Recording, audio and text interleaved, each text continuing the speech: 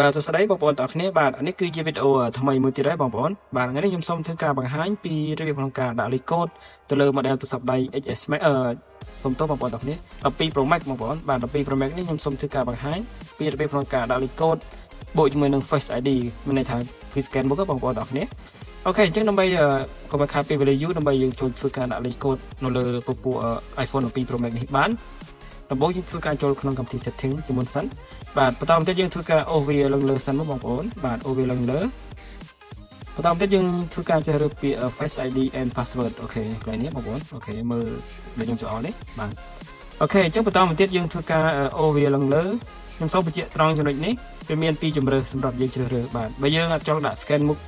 បូកជាមួយ password ទេយើងយកអាក្រោមនេះបងប្អូនបាទប៉ុន្តែបើបងប្អូនចង់ងាយស្រួលបាទងាយស្រួលយើងធ្វើការដោះសដោយ scan មុខយើងយកពី set up Face ID នេះមកបាទបន្តទៀតចុច get start អូខេអញ្ចឹងចុច get start យើងធ្វើការយើងយកមុខរបស់យើង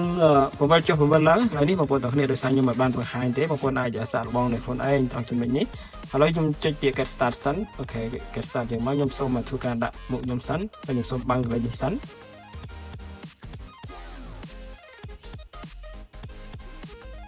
នេះវាចេញតម្រងបែបនេះខ្ញុំមានន័យថាវាបានហើយបងប្អូនទាំងគ្នាអូខេអញ្ចឹងបន្តមកទៀតយើងធ្វើការចុចពាក្យ set up letter បាទចុចពាក្យ done នេះមកបាទបន្តមកទៀតយើងវាចេញតម្រង password ឲ្យយើងដាក់ password អញ្ចឹងបើយើងចង់ដាក់លេខកូដ4ខ្ទង់យើងចុចអាក្រោមនេះមកអូខេនេះ4ខ្ទង់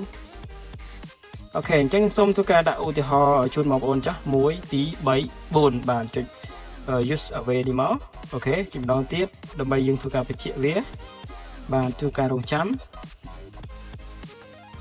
បាទអញ្ចឹងការដាក់លេខកូដរបស់យើងគឺអត់មានអីបាទទេបងប្អូនទាំងគ្នាអញ្ចឹងយើងដាក់$100អញ្ចឹងយើងសូមធ្វើការដោះlock screen ដើម្បីធ្វើការដោះហើយខ្ញុំដាក់មុខខ្ញុំចុះអូខេអញ្ចឹងវាដោះអូតូហើយបងប្អូនទាំងគ្នាអញ្ចឹងយើងធ្វើការដោះលេខកូដគឺដូចគ្នា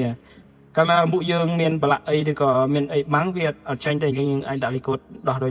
លេខកូដបានអត់មានអីពិបាកទេអូខេនេះលេខកូដណាអូខេអញ្ចឹងយើងអាចធ្វើការដាក់មកអូខេឥឡូវដោយសារវាឆ្កេញមុខខ្ញុំទៅវាអូតូអូខេអញ្ចឹងបងប្អូនអាចធ្វើការដោះដោយខ្លួនឯងបានដោយសារ